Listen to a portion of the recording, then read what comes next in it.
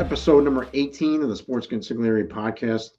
I'm your host, Jim Whalen. Along with me, I guess, is the 10-4 head coach of the Woodridge Girls High School soccer team, and going to be hosting a Bergen County tournament game, first time in program history. All right, so good stuff. It's been a good run here. My buddy, my pal, and also the voice of Woodridge football team. How's the football team doing? Very well. Big one tonight. Okay. Got to get my hot tea in, Okay. All right. Ready. You gotta rest up. So big one tonight against Rutherford. Yeah. Well, Rutherford's good. It's NJIC crossover. So. Yeah. My buddy, my pal, Jerry. How you doing, Jerry? Can't believe it's been a month since we did one of these shows. It's And it seems like longer than that, to be honest with you.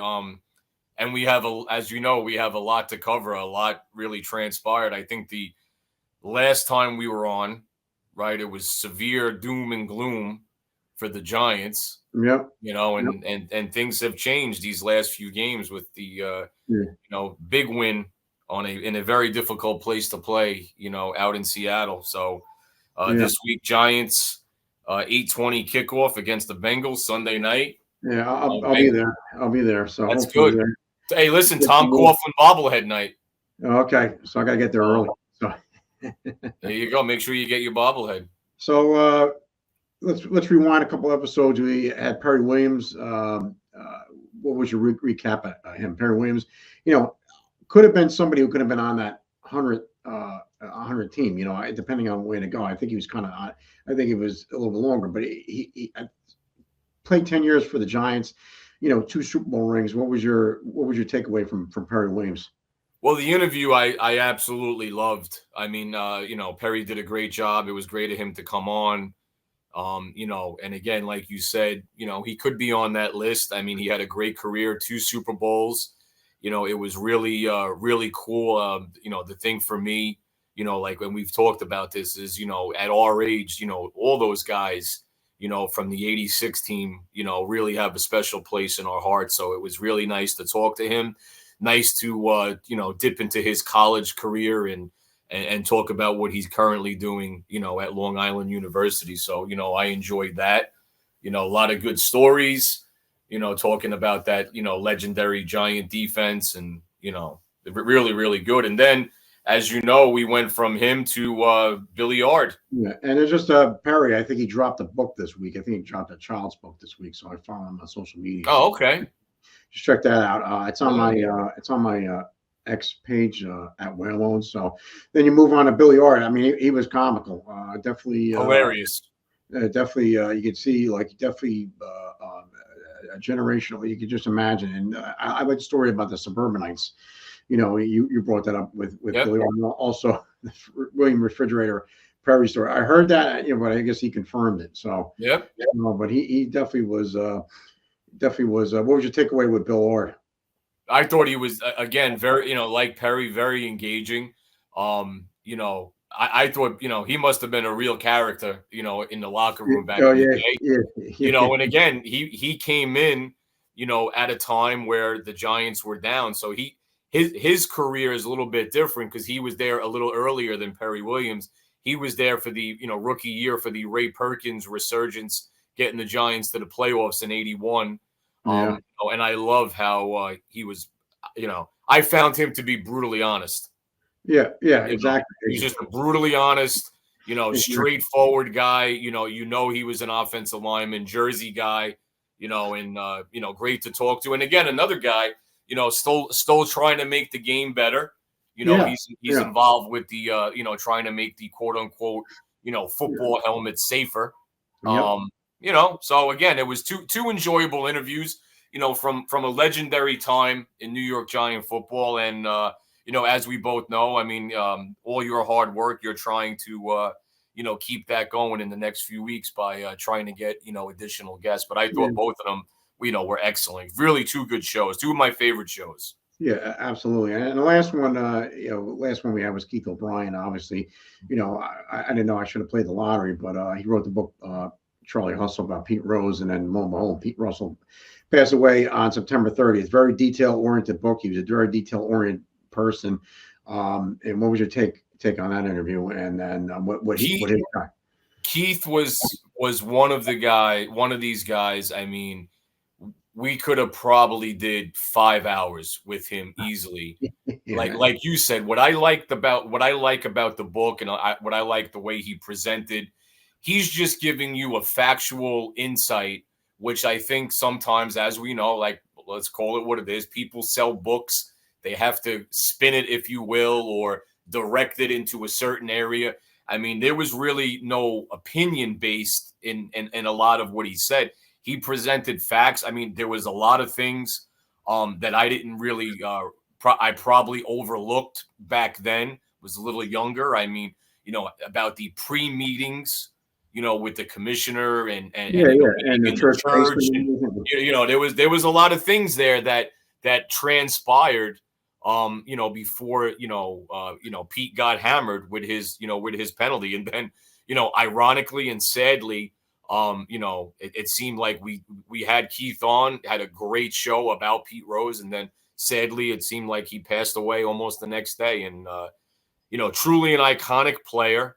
You'll probably never see anybody like him again. And one quick story that I want to share is a gentleman, Eddie, who owns a Legacy Sports out here by me in East Rutherford. He's also involved with, besides having a baseball card, a sports card collectible store, he's very, very, very heavy into autograph shows. He has a ton of athletes that he deals with. He actually deals with a lot of Cincinnati Reds.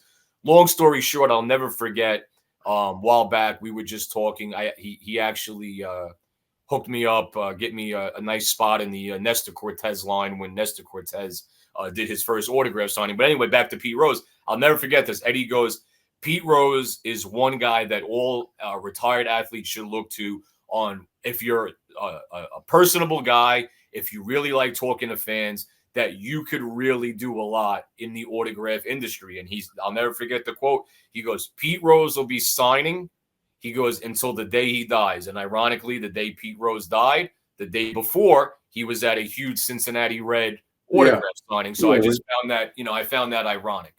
So, well, I mean, listen, I think he loved baseball. He played it hard. And I don't think that's, one record, that all-time hits record, you probably never see. No, I don't think so. I mean, you're talking somebody that have that longevity, it would be tough. And the game's changed too. It's more strikeout home run. So yeah. All right, let's turn to the Giants. Currently, we're 2-3. I like what I see. Just give me your thoughts on that. I think a couple question marks going into the season. Daniel Jones, I think we could say he's healthy. He looks good.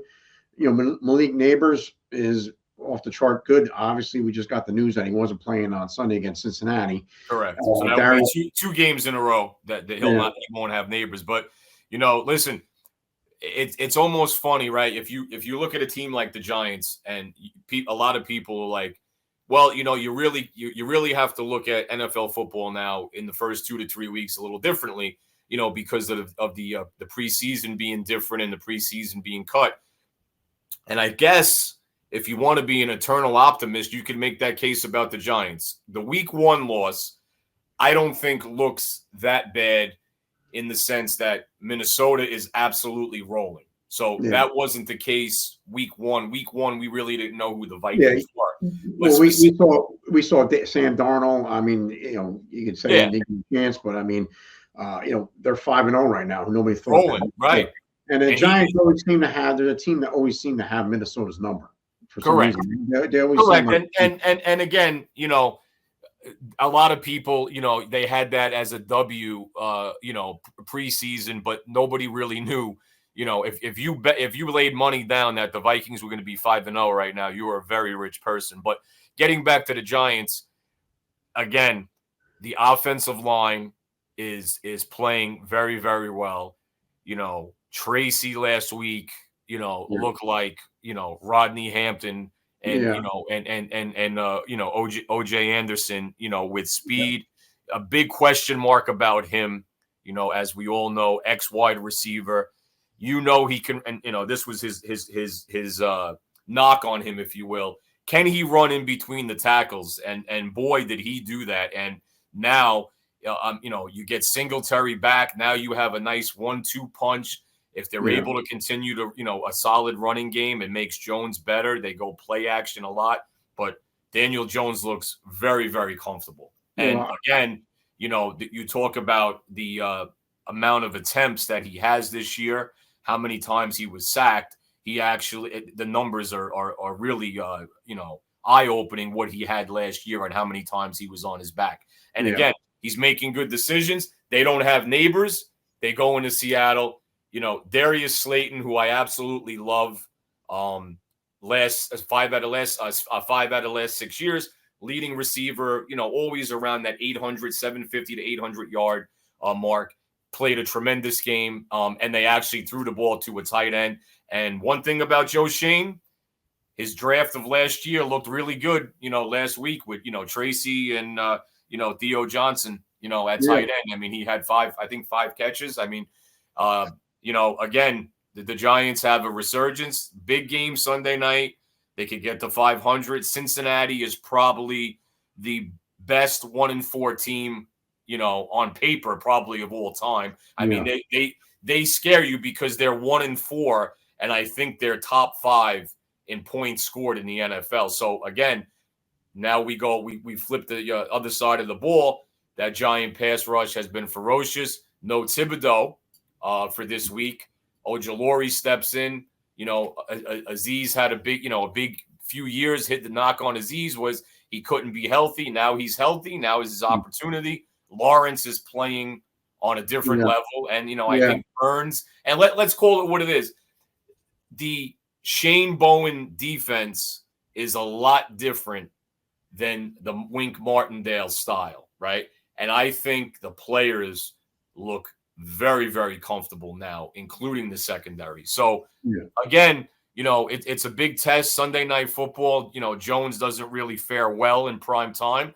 I know, the sound, is it a must win? I think it's a must win in week 6, and again, Giants can win. They're back to 500 and we'll see what happens. But things have changed in, New York Giant land. And that's more than we could say for the New York Jets. But that's another topic. I guess we'll get into Jets a little later, but I agree with you, Tracy. I agree with you that they, every Giant successful offense, they utilize the tight end. So it's good that they incorporated the tight end into their offense to get another balance. Defense looks good. Lawrence looks good. Thibodeau, he looked good. Secondary, they went up against Chase. They went up against this weekend. They're going up against Chase, but they went up against Jefferson. Who gets the assignment for Chase? Because that's one player that could break open a game. I mean, a monster game on Sunday. So, well, again, that's the trick. The trick is, you're going to need a big game, up front, to alleviate, Chase and Burrow, doing their thing. But again, what happens now? Does Bowen, again, I think it's funny, right? Like Shane Bowen becomes the Giants defensive coordinator, right? And everybody's like, oh, this guy never blitzes. There's no pressure. The first 2 weeks, they were kind of slow to get out of the gate and get going. But now, with Deonte Banks, he's playing well, after being ripped apart by secondary coach Jerome Henderson, on his effort there on the CeeDee Lamb touchdown. I mean, he looked good. You got Drew Phillips, you got Adoree Jackson back there. I would imagine too, we'd be remiss without saying about probably last week, that might have been the greatest special teams play we've ever seen in Giants history. With Isaiah Simmons making a freakishly athletic move, hitting the gap, actually had to adjust his body, block the ball, and Wheaton takes it to the house. Probably my favorite special teams play of all time in Giant history was the Gary Reason's fake punt in the 90 NFC Championship. But I mean, it goes to show you why Isaiah Simmons was drafted. And there's a little talk now with Thibodeau, being out that, possibly he's going to get, more reps on defense, which is the beautiful thing about, a guy like that. He really wasn't playing. He was drafted high. He made a huge play, basically sealed the game. And now I think maybe it's like, oh, wow, look how athletic this guy is. Maybe we kind of forgot about him. And, Bowen's going to put him, in his toolbox this week. But, like you said, though, it's a tremendous test, for Banks. He was drafted where he was drafted. I mean, it's a tremendous test for the secondary, excuse me. I like what I see. I really like Shane Bowen, the defensive coordinator. He really caught my eye, in the HBO Hard Knocks. And again, it's like we talk about anything else, right? Preseason football, a lot of these guys, and this, I'm not becoming a giant apologist. I'm just talking generally in the NFL, and I think that's why nowadays it's harder, right? You have Dable calling the plays. That was really new from last year, so to speak. You have a new defensive coordinator with a completely new system, and, there's going to be adjustments, and there's going to be, a familiarity period, and, the defense looks locked in, boy. They really do. Yeah. And Isaiah Simmons, drafted out of Clemson, first round with Arizona, and like the knock on him was like, where do you put him? That's the thing. He's not a defensive lineman. He's too small to be secondary. Where do you put him? But I mean, listen, the trade was worth it just winning one game. And then if you look at that Washington game, Graham Gano doesn't go down. I think they win that game. So I mean, the defense really. Yeah, absolutely. So the defense really locked in Daniels and everything else. And no team in NFC East really scares me. It looks like Washington. Philadelphia. We talked about this in prior shows. I mean, I think the noose around our neck is gonna get a little bit tighter at each game with Sirianni, I think, and then Dallas. Dallas is gonna be Dallas.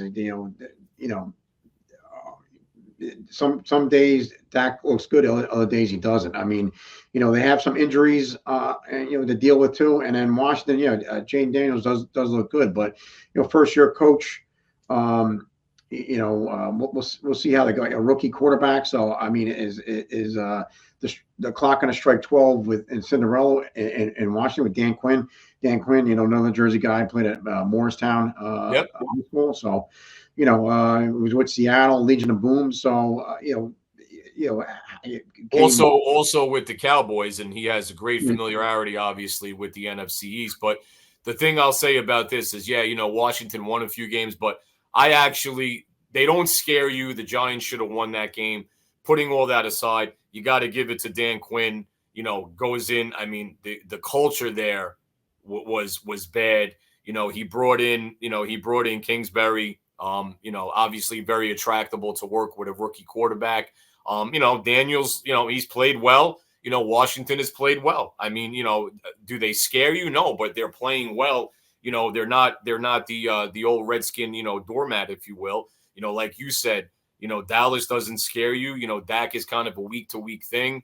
And then Philadelphia is, I think, going to reach a point, like you said, where the balloon is going to pop. And I think Sirianni's personality suited them coming in, that swagger.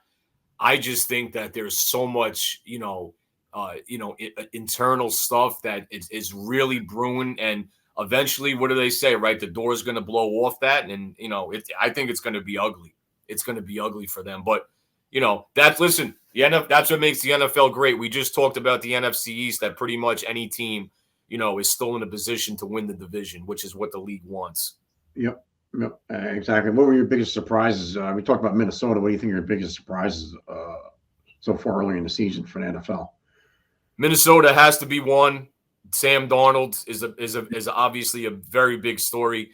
What I found interesting about that is, was he given a chance with the Jets? That was you talk about this, right? It's like Sean McVay said it best. He said, most times, this is recently I caught this. He said, most times organizations fail young quarterbacks more than young quarterbacks fail organizations. You think about it, you come in, you get drafted high, right? What's the situation? The Jets were pretty bad. A lot of pressure on Darnold, no offensive line. Again, goes to a situation where he basically stands around with, and he attributes a lot to Kyle Shanahan. Got to bounced around, goes to San Francisco, He's on the 49ers. Then he goes to Minnesota, where there's a similar system to the Kyle Shanahan system run with the Vikings. And, he again, it goes to show you a lot of these guys that get drafted high. Tennessee went through it with Tannehill. A guy drafted high by the Dolphins. He sits a few years. He goes there. He had a few good years. So, you look at Geno Smith, another Jet quarterback, doing well in Seattle. So you can do that. Geno Smith, Cousins. You can go with Baker Mayfield. So Baker Mayfield. Listen, that's like you said. Vikings are a great story. Tampa Bay's a great story. Yeah, Tampa Bay's a great story. Mayfield looks good. Defense is playing good. I really love. I'm going to give you a shout out there. I love Todd Bowles, Elizabeth High School, correct? Yeah. Temple University. So Super Bowl and a Super Bowl champion. Yep. So a journeyman started. I guess he started from the bottom. Now he's here. He was their coach prior to. That was his college coach. I'm trying to think. He was the Arizona coach. Bruce Arians. Yeah, Bruce Arians was his college coach at Temple. Yeah. So brought him along there, and good football life of Bruce Arians, and it just shows their relationship. Also, I didn't think Todd Bowles did a terrible job with the Jets. I'll probably get chastised for that, but I really don't think he did a bad job. All right. Well, prediction for Sunday, and then we'll turn to the Jets. And then what's your prediction for Sunday? I think the Giants win. I think what you're going to see is I think Cincinnati's going to score a few points. The Giants are going to score. You want to score, I'll go 24-21 Giants. Greg Joseph, as time is expiring, into the MetLife Meadowlands night. Yeah. Kick is good. On the eve of Columbus Day, right? So yes. So all right. I don't know. Can you still say Columbus Day? We might get taken off the air. So. Yeah, true. All right, moving to the Jets a little bit. We had a couple of Giants on there. Got a couple of feelers for guests for Jets. They fired Robert Saleh this Tuesday. Warranted or not warranted? What do you think? I was shocked after 5 games. So I'll refer to one of my favorite non-Giant head coaches of all time. I was listening to Belichick the other day. He said, "What did they see in 5 games that they didn't see last year?" So now you're all in with Aaron Rodgers, who hasn't been playing well. I think, obviously, they were having problems. Rodgers denies being involved in this, which I think is laughable. I mean, I was surprised it happened after week 5. Where they go from here, again, that's another division. New England struggling, going to May, right? At quarterback, going to a rookie. Probably should have went with him out of the gate. Yeah. That's another story for another day. Miami, not playing well. And Buffalo, Buffalo is a week-to-week story. So, again, can an interim coach come in, retool things? Yeah, it's always possible. And it is only week 5. I mean, I think that's what Woody Johnson was looking at, was like, okay, it's week 5. Things are bad. They had the terrible loss to the Broncos at home. Let's do that kind of sooner than later. But I was surprised. Well, I mean, that's I'm becoming a Woody Johnson too. But I mean, talking about Aaron Rodgers, he kind of got everything he wanted. They got all the picks and everything else. The offensive coordinator with Hackett. Correct. So he kind of got everything he wanted. I was surprised at it because they had Wilson there, and it was just really. I guess the Jets just can't get out of their own way sometimes. I agree, and I think too. Robert Saleh, there was a few podium moments I think he could have handled better. Yeah. That's my opinion. Again, you don't want – I'm not a big proponent of the inmates running the asylum, but here's the thing. You're all in on Rodgers. Good, bad. Yep. At this point, you're all in. Yep. You have to live and die with it.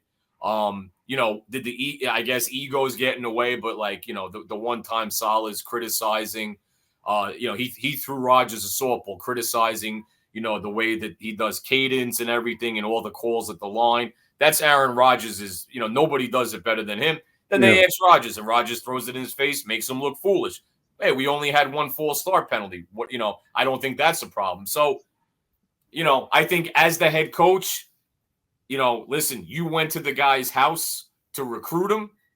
Good, bad, or indifferent, you got to roll with it. And unfortunately, once you start giving into, the Aaron Rodgers and the NBA, LeBron James drafting you're married to these guys, whether you want to be or not. Yeah. Yeah. The deal signed. That's it. I mean, there's no going back. You can't walk anything back halfway through. Once you go down that road, you're going down that road for good, for good. And, like I said, I mean, Rodgers, I believe, was the lowest rated quarterback last week, if I'm not mistaken. Obviously, his numbers aren't good. And his numbers were, not great last year. So, again, though, there is a lot of season left. And again, the Jets are in a division where, they have New England, Miami, Again, if they make the playoffs, anything can happen. But, again, Rodgers wanted to go to the AFC. I'm really not sure why, because there's a lot going on in the AFC that would worry me more than the NFC. Yeah, you look at the quarterbacks in the AFC. I mean, first of all, you have to get through Mahomes. So just like that's, Tom Brady was smart enough to go to the NFC. Yeah, and it worked. It worked. Yeah. So turning to baseball now, Yankees Mets. You think we're having another Subway Series repeat of 2000, or you think? I tell you, I'm a diehard Yankee fan. I've never rooted against the Mets, unlike Met fans always rooting against the Yankees. But there's nothing better than seeing, quite frankly, any New York team eliminate a team from Philadelphia. It's, I really enjoyed that, and I'm not even a Met fan. I mean, the Phillies won, 96 games, if I'm not mistaken, right? Yeah. It was up there in the 90s. Mets are playing well. Where it goes from here, I mean, again, that would be, any Met or Yankee fan has to be rooting for a Subway Series. Again, after Stanton stole a base the other day, I think anything is possible in life. Yeah, I mean, very true. I mean, the Yankees, I don't know, Judge has got to start hitting. I mean, it's basically, he's just, and they're in it with Kansas City, so they have to get through the Central. They have to go through either, and Detroit looks good, And one thing with the Mets, that Lindor home run, I don't think it's top 10 in all Met time history, but that's up there. That grand slam to put that series away. I mean, that's it's definitely up there for him. And the Alonso home run. I mean, Alonso, that was a big home run too. Sure. I mean, you had two big moments there, and then I guess Lindor called the meeting, if I'm correct, and then ever since then they went on a tear. But the Yankees, I mean, like you said, Cole pitched last night. We're talking about it off here. Cole pitched last night, but they got, I watched the other game. Rodon looked like Nolan Ryan, and then next thing you know, Kansas City was up 4-1. So it was. I think too. I think the two things with the Mets. What I love jabbing Met fans with this one is that their manager is from the Aaron Boone coaching tree, number one. Yeah. And then number two, the one thing that I think is not getting talked about enough today. I mean, again, Cole pitched good. Yankees won the series, but man, the bullpen, Yankee bullpen, Luke Weaver, that was a question mark, with Holmes not being the closer. Holmes obviously is showing you that he can get people out when it's not a pressure situation. When I say a pressure situation, a save situation, he's getting people out. And Luke Weaver, I love the demeanor on the mound. Yeah. So he's my out of the Kansas City series, he has become my favorite Yankee. Before him, it was with the current team, it was Cole. Luke Weaver is definitely my favorite. You're a hard you're a hard judge of character too. So as far as like you don't throw compliments around. No, I mean, the other night staring into their dugout, I love it. Yeah. I love it. It's old school. It seems like a throwback. He could be a throwback to the 80s and the 90s. He could have set up Goose Gossage. But again, so the Yankee series is Yankee game 1 is Monday. Obviously, the Guardians are going 5 games, so be interesting to see how that plays out. Yeah, and I think they play tonight. So, and then I guess you got with Dodgers, Padres on the other side. So we'll just wait and see. Yeah. And listen, like you said though, after what was it, game 1, the Guardians won 7-0. Everybody had Detroit. They were ready to plan Detroit's funeral, and obviously that didn't transpire that way. But Well, listen, I mean, Detroit's they were another team like the Mets. They came on in the second half. Yeah. So I mean, getting hot at the right time. Yeah, exactly. So, how long do you think Yankee fans are gonna wait on Boone? You think Boone's, they haven't won since '09. I mean, Judge listen, Judge is an all level player. Well, I mean, here's the thing: the collar got tight after game 2. Oh my God, they're 1-1 against the Royals. They win 2 against Kansas City. You don't have Houston, in their way, which has been a big hurdle for the Aaron Boone Yankees. Yep. So Houston is out of the equation. And again, obviously nobody wanted them to play Baltimore. So now to get to the World Series, right, the Yankees have to beat Cleveland, right, or Detroit. Yep. I mean, if Boone doesn't win, if they don't win the World Series, do I think Boone gets fired? I don't think so. I'll be honest with you. As long as Cashman is there, I don't think Boone gets fired. I mean, me as a Yankee fan, the Yankees this year should win the World Series. And I think anything short of that, Boone should probably be let go. That's my opinion. And where I'm basing that on is we already went through all right, let's change the coaching staff. They got rid of Nevin. They got rid of a few Boone guys. They changed the coaching staff around over the last few years. I mean, at some point, right, he has to win the World Series. Yeah. And I think, we're talking about the Yankees now. This is the New York Yankees. He has to win the World Series. Yeah. If this is not the year, tell me when the year is. Yeah, because we're 15 years. 15 years removed. There's no divisional opponent standing in you. You can't say, oh, they face the Orioles. The Orioles, they're in the same division. The Orioles have their number, whatever, right? It's a good path to the World Series. So, I mean, you want to talk down the road. I think they have to win this year. And, if not, there should be a change made. And, again, we can take that argument into how long does Brian Cashman get? Yeah, I mean, listen, he's been there a long time. He was there in the 90s. It's all that whole, orchestrated the whole, 1990 dynasty. But like I said, it's been 15 years for Yankee fans, and you figure I thought in the 80s, we were salivating whenever the Yankees won it, and then we got spoiled with those years with the Big Four, and then here we are.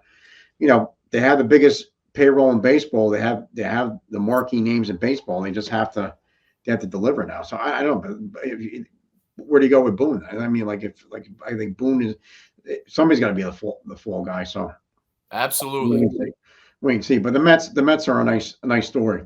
Absolutely, good for New York sports. Yeah. And speaking lastly, I think we'd be remiss about the Knicks. You like the trade or not like the trade? I know with getting Towns. I think you put it in. I mean, listen, a lot of Italian American Knicks fans didn't like the trade for obvious reasons. The sharpshooting, the pride of Nova, DiVincenzo. But again, here's the deal: you get a guy of the Cat's size, his skill set. They don't come around very often. There's a lot to look for. I like the trade, and there's a lot to look forward to. With New York Knicks basketball this year. Again, it all started with them hiring, I was very suspect. I actually remember where I was. I was chaperoning a school trip, and I was like, reading on my phone, I was like, did I just see the Knicks hire Leon Rose? Yeah. Are they entrusting Leon Rose?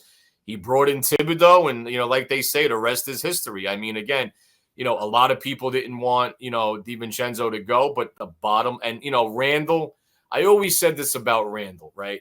I liked Randall. He played well, but Randall, I put in the Zach Randolph category. Big stat guy. Are you going to win the big games with him? He was hurt last year. His defense is always suspect. I like to trade. And again, the cat, the cat has come home, Metuchen guy. So I like it. I'm looking forward to it. I mean, again, you just rattled off, we got the Giants playing well. Hopefully the Jets get their act together. Both New York baseball teams. Hockey just started. And a lot of expectations, obviously, with the Rangers. The Nets are in a rebuild, and I think we'll be seeing the New York Knicks playing basketball to almost to the summertime. So, well, let's hope so. I mean, I like the trade. I mean, I don't know what Minnesota was thinking getting rid of him, but like I said, he came home, played at St. Joe's Metuchen. I think his dad was the coach there. Just got named coach there. So okay. So so we'll see. I mean, it's a lot to like. Like I said, DiVincenzo, definitely caught the crowd, but I guess he's not Carl Anthony Towns. So I mean, I agree. And again, it's a guy like that. It seems anytime there's a big trade, right? There's always a guy like that. You have to include, for that reason. And a guy like that it's hard to see him go. But again, like you said, he's not Carl Anthony Towns. Yeah. I mean, you have to, in order to get, you have to give. I mean, it's that simple. Yeah, very true. So, I mean, a lot of exciting times. It make our job a lot easier. This way we don't have to scratch for stories. But, I guess on that, Jerry, I guess we'll call episode 18 to an end. And then we got a couple. I just wanted to say, Jimmy, before we closed, I purchased our favorite producer, Dave Sturcio, a lifetime membership to the Daniel Jones fan club. He'll be receiving a number 8 jersey very soon in the mail, along with the Daniel Jones figurehead. Okay. A bobblehead, excuse me. Bobblehead. So, so Dave, keep an eye on, for his office. So I go back to he's got his premiere tonight, Beer League. I got to go back to the Beer League line saying, like, you live 20 miles from Giant Stadium. How could you be a Dallas fan? That's right. So he's got his premiere tonight. We still love Dave, even though he's a Cowboy fan. He makes up for it because he's a Yankee fan. Absolutely. But on Arnold, we're on TikTok. We're on Instagram.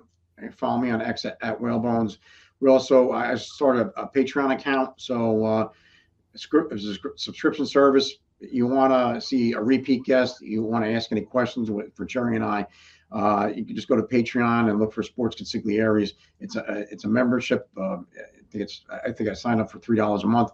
You can ask us questions. If we have any guests coming up, we'll put up there. You want to ask any questions coming up. So it's something just to help us fund the show, because as of right now, we're self-funded. We don't have any advertisers, so it's just Jerry and I funding the show. But with that, Jerry, I think we'll call it to a close. We're gonna, reach out to a lot of guests. We're getting,